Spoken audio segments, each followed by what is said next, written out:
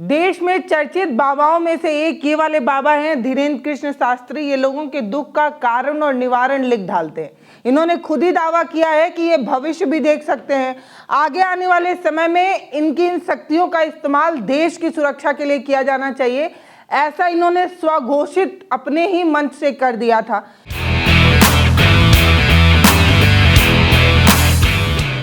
कहा था कि देश की रक्षा के लिए अगर मोदी जी चाहें, रक्षा मंत्री चाहें तो इनकी शक्तियों का इस्तेमाल कर सकते हैं।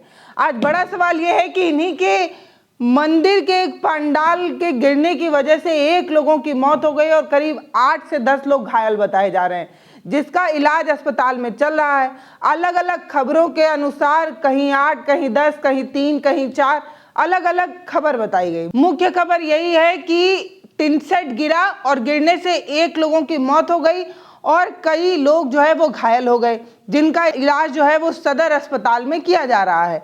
बागेश्वर धाम वाले बाबा, जिन्होंने खुद ही ये दावा किया कि वो भविष्य देख सकते हैं, वो ना विमान हादसे पर कुछ बोल पाए, ना कुंभ भगदड़ पर कुछ बता पाए। और हद तो तब हो गई जब उन्हीं के मंदिर के पंडाल गिरने की वजह से एक आदमी की मौत हो गई और कई घायल हो गए। अब सवाल ये पूछा जा रहा है कि आपकी ये जो दिव्य दृष्टि है ये कब काम करती है? मतलब आप क्यों नहीं जान पाए कि आपके मंदिर के प्रांगण में किसी की जान जाने वाली है, एक पंडाल गिरने की वजह से जाने वाली है, टिन शेड गिर जाएगा, कुछ लोगों की मौत हो जाएगी, कुछ लोग घायल हो जाएंगे। आपने अपनी दिव्य शक्तियों का इस्तेमाल क्यों नहीं किया? कहीं आप रॉन्ग नंबर तो नहीं है? अगर आप रॉन्ग नंबर नहीं है तो ये बताइए कि आप बड़े बड़े मंचों से खड़े होकर ये कहते हैं कि आप भविष्य देख सकते हैं, आप ही के मंदिर के प्रांगण में एक आदमी की मौत हो जाती है और आपको पता तक नहीं चलता है। अब बागेश्वर धाम वाले बाबा सफाई में एक वीडियो भी बना रहे हैं। वीडियो कुल 8 मिनट के आसपास का है, जिसमें वो बता रहे हैं कि जो भाग्य में लिखा होता है वो होता है। अब चलते चलते हम गिर जाते हैं, हमारा पैर हाथ टूट जाता है। अब उन्होंने बताया कि ये खबरों में जो छप रहा है, जैसे आप देखिए ये खबर है जिसमें लिखा है MP बागेश्वर धाम में टिन सेट गिरने से हादसा, 1 की मौत, धीरेन्द्र कृष्ण शास्त्री के जन्मदिन को मनाने आए थे श्रद्धालु। यहाँ पर ये जो टिन सेट लिखा जा रहा है ना, इस टिन सेट से बागेश्वर धाम वाले बाबा धीरेन्द्र कृष्ण शास्त्री को आपत्ति है। उन्होंने बताया कि प्रांगण में जो टिन सेट लगा है वो तो भैया बहुत मजबूत है और बारिश से नहीं गिर सकता। इन्होंने बताया कि मंदिर के पिछले हिस्से में, जहां पर अभी पूजा पाठ नहीं होता है, एक टेंट लगा हुआ था। जैसे आप सभी ने देखा होगा शादी ब्याह और अलग अलग कार्यक्रमों में लोहे की रॉड लगाई जाती है और कपड़े की चादर का एक टेंट बनाया जाता है, वैसा एक टेंट लगा हुआ था और वो टेंट गिरा और इतने लोग घायल हो गए और इतने की मौत हो गई। इस तरीके की बात का दावा कर रहे हैं। वो ये कह रहे हैं कि एक शख्स लेटा हुआ था और लोहे की पाइप जब गिरी तो उसके ऊपर गिर गई। और क्योंकि ऐसी छोटी बड़ी घटनाएं होती रहती हैं, ऐसी छोटी मोटी घटना, इस तरीके की बात वो कह रहे हैं। एक आदमी की मौत हो जा रही है, उसको धीरेन्द्र कृष्ण शास्त्री छोटी घटना बता रहे हैं। हाँ, छोटी है क्योंकि संख्या 1 है, लेकिन आप उस परिवार का दुख समझिए जिस परिवार का कोई अपना अब इस दुनिया में नहीं है। उसके लिए ये छोटी घटना नहीं, उसके लिए इस सदी की सबसे बड़ी घटनाओं में से एक होगी, क्योंकि उसका अपना इस हादसे का शिकार हुआ है। हम सभी को ये लगता है कि मरा तो कोई एक है, घायल तो 2-4 ही हुए हैं, तो छोटी घटना है। लेकिन जिस परिवार का एक शख्स छूट जाता है, उसके सामने जब इस तरीके का बयान जाए कि ये छोटी घटना है, तो उसे बहुत दुख होता है। फिलहाल धीरेन्द्र कृष्ण शास्त्री का जन्मदिन मनाने के लिए सारे लोग इकट्ठा हुए थे। पिछले साल भी ऐसे ही लाखों करोड़ों लोग श्रद्धा की डुबकी लगाकर जन्मदिन मनाने पहुंचे थे। इस साल भी बताया जा रहा है कि बहुत सारे लोग पहुंच रहे हैं। जो भीड़ है उस बहुत बड़ी है, उससे काबू पाना मुश्किल हो रहा है।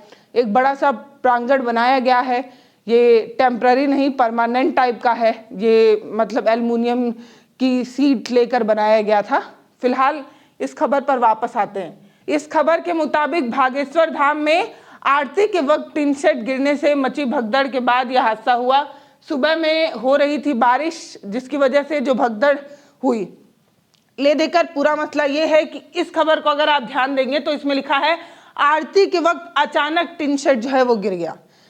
यही नहीं, अलग अलग जितनी भी खबरें छप रही हैं उसमें यही लिखा जा रहा है कि आरती के वक्त जो पूजा हो रही थी उसके वक्त टिन शेड गिरा। और बागेश्वर धाम वाले बाबा जो अपना बयान दे रहे हैं उसमें ये बता रहे हैं वो पिछला हिस्सा था, भले ही मंदिर का प्रांगण था लेकिन उसका इस्तेमाल नहीं किया जाता है। इस तरीके की बात ये कह रहे थे कि लोग जो है वो वहाँ पर बारिश की वजह से कुछ आराम करने, कुछ लेटने बैठे हुए थे। पूजा पाठ वहां पर नहीं होता है, इस तरीके की बात बागेश्वर धाम वाले बाबा कह रहे हैं, लेकिन खबरों में लगातार यही छप रहा है। ये दूसरी न्यूज वेबसाइट है, इसमें भी लिखा है बागेश्वर धाम में बड़ा हादसा, पंडाल गिरने से एक शख्स की मौत, 8 घायल।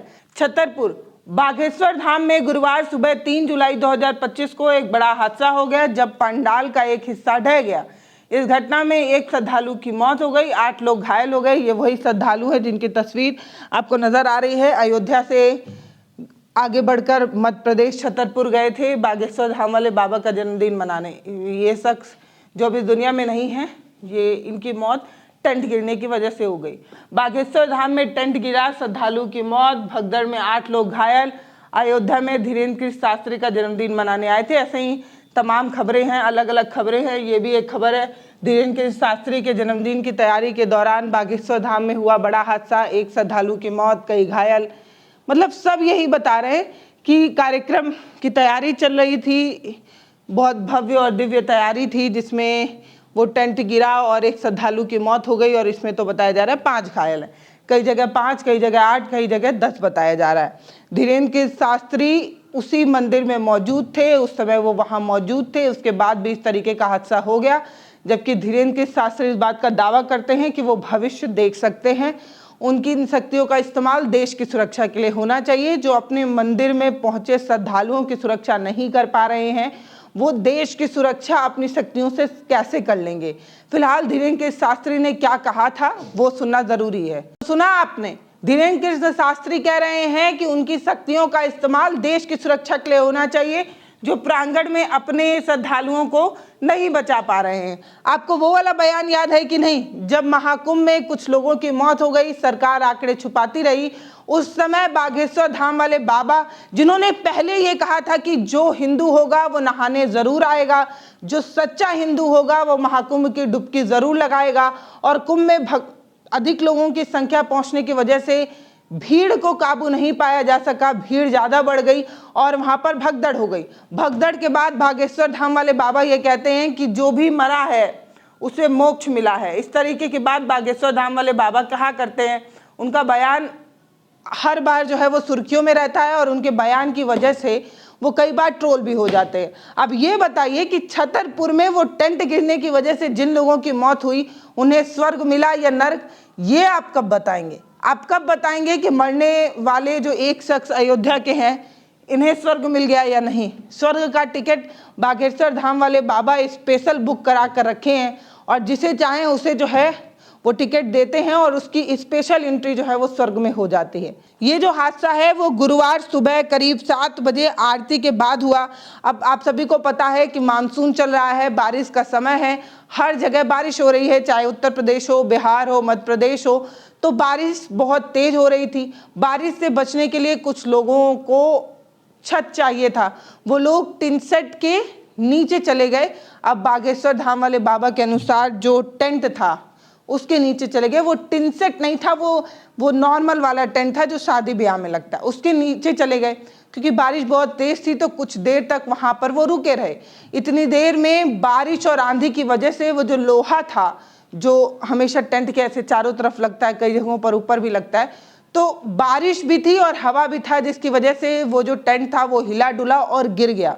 गिरने की वजह से धीरेन्द्र कृष्ण शास्त्री का ये कहना है कि क्योंकि लोहे का रॉड गिरा है तो छोटी मोटी चोटें, किसी के कान के पीछे लग गया, किसी के कहीं लग गया। फिलहाल ट्विटर पर मैंने बहुत सारे वीडियोस भी देखे हैं, जिस तरीके से पट्टी बंधी लोग नजर आ रहे हैं, उससे लगता नहीं है कि कोई छोटी चोट है, अच्छी खासी चोट लगी है। परिजन किसी भी मीडिया शख्स से बात नहीं करना चाह रहे, किसी भी मीडिया के लोगों से बात करने के लिए परिजन जो है वो हामी नहीं भर रहे। मीडिया वाले लगातार उनसे बात करने की कोशिश कर रहे हैं, ये समझने की कोशिश कर रहे हैं कि टेंट गिरा, टिन सेट गिरा तो क्या गिरा, लेकिन इस पर अभी तक कोई डिटेल जानकारी नहीं आ पाई है। फिलहाल इस घटना पर शोक व्यक्त करते हुए धीरेन्द्र कृष्ण शास्त्री बताते हैं कि जो रंगारंग कार्यक्रम, जो सांस्कृतिक कार्यक्रम, जो ढोल नगाड़े गीत संगीत का कार्यक्रम था, उस सबको रद्द किया जाएगा। जन्मदिन मनाया जाएगा, लेकिन बहुत ही बेसिक तरीके से हनुमान चालीसा पढ़कर मनाया जाएगा, क्योंकि पूरा राष्ट्र हमारा परिवार है और परिवार में किसी एक के घर दुख है तो हमें भी दुख है, इस तरीके की औपचारिकता निभाते हुए धीरेन्द्र के शास्त्री ये सब कह रहे हैं।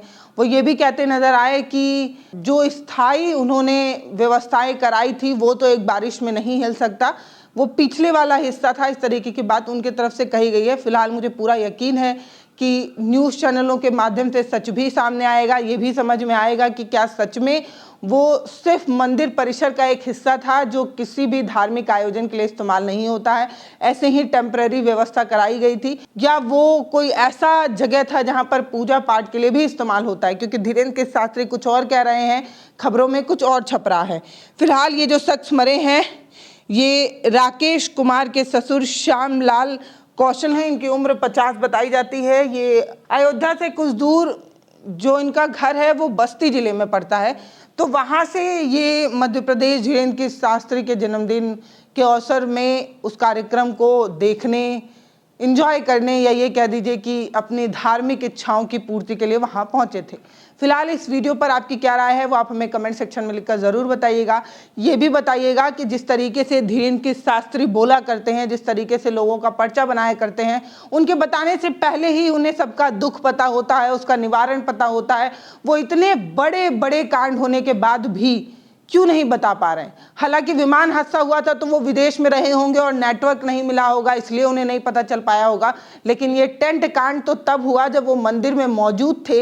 ये टेंट कांड तो तब हो गया जब उनकी मौजूदगी में एक लोगों की मौत हो गई। फिलहाल आपको क्या लगता है कि इस तरीके की बातें कहकर सिर्फ टीआरपी गेन होती है, इस तरीके की बातें कहकर सुर्खियां बटोरी जाती हैं, या धीरेन्द्र के शास्त्री जो बातें कह रहे हैं उसमें सच्चाई है, उन्हें सच में भविष्य दिखता है? ये भविष्य कब दिखता है और इसका इस्तेमाल क्या देश की सुरक्षा के लिए हो सकता है, जिस तरीके से ये दावा कर रहे हैं? इस वीडियो पर आपकी जो भी राय हो आप हमें कमेंट सेक्शन में लिखकर जरूर बताइएगा। नमस्ते, मैं पल्लवी हूँ, आप भारत एक नई सोच देख रहे हैं। वीडियो को शेयर करिए, चैनल को सब्सक्राइब जरूर करिए। बहुत धन्यवाद।